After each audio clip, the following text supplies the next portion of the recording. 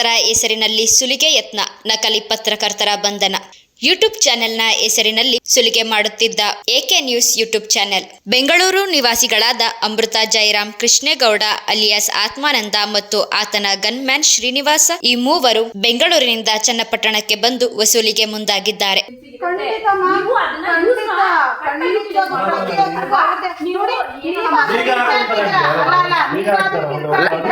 ಅಲ್ಲ ಮೇಡಮ್, ಅಧಿಕಾರಿಗಳು ಬರ್ಲಿ ಸರ್. ಸುಮ್ನೆ ಅಧಿಕಾರಿಗಳು ಬಂದ್ಬಿಟ್ರೆ ಹೆಂಗೆ ಸರ್? ಸುಮ್ನೆ ಅಧಿಕಾರಿಗಳು ಅಲ್ಲ. ಚನ್ನಪಟ್ಟಣ ತಾಲೂಕಿನ ಚಕ್ಕೆರೆ ಗ್ರಾಮದ ಸ್ಫೂರ್ತಿ ಸೋಷಿಯಲ್ ಸರ್ವಿಸ್ ಟ್ರಸ್ಟ್ನ ಮದ್ಯವ್ಯಸನ ಕೇಂದ್ರಕ್ಕೆ ಬಂದು ಹಣಕ್ಕಾಗಿ ಒತ್ತಡ ಹಾಕಿದ್ದಾರೆಂದು ತಿಳಿದು ಬಂದಿದೆ. ವಿಡಿಯೋ ಮಾಡ್ತಿದ್ದ ನಮ್ಮ ಮಾತು ಕೇಳೋ ನೀವು. ಒಂದು ಮಾತು ಕೇಳಲ್ಲ, ವಿಡಿಯೋ ಮಾಡ್ತೀನಿ ನೀವು ಅಂತ. ನೀವು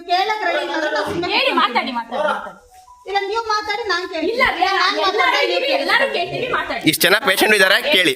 ಕೇಂದ್ರಕ್ಕೆ ಏಕಾಏಕಿ ನುಗ್ಗಿ ವಿಡಿಯೋ ಚಿತ್ರೀಕರಣ ನಡೆಸಿದ ವೇಳೆ ಮಹಿಳಾ ಸಿಬ್ಬಂದಿಗೆ ಹಲ್ಲೆ ಮಾಡಲು ಯತ್ನಿಸಿದ್ದಾರೆ.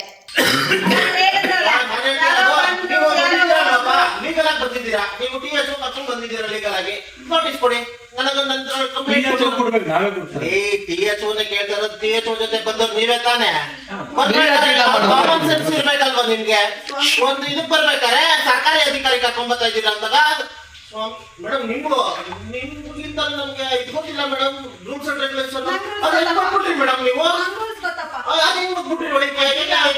ಅದು ನನ್ನ ಸಂಸ್ಥೆಯ ಪರ್ಮಿಷನ್ ಕೇಳಿದಾಗ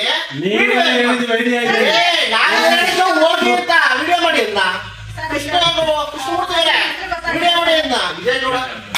ಬಂಧಿತರಾದ ಅಮೃತ ಜಯರಾಮ್ ಮತ್ತು ಆತ್ಮಾನಂದನ ವಿರುದ್ಧ ಈಗಾಗಲೇ ರಾಜ್ಯದ ಹಲವು ಠಾಣೆಗಳಲ್ಲಿ ಪ್ರಕರಣಗಳು ದಾಖಲಾಗಿದ್ದು, ಸುಲಿಗೆ, ಹಣ ವಸೂಲಿ, ಕೊಲೆ ಯತ್ನ, ಸುಫಾರಿ, ಹನಿ ಟ್ರ್ಯಾಪ್ ಸೇರಿದಂತೆ ಸುಮಾರು 10ಕ್ಕೂ ಹೆಚ್ಚು ಪ್ರಕರಣಗಳಲ್ಲಿ ಇವರ ಸಂಬಂಧವಿದೆ.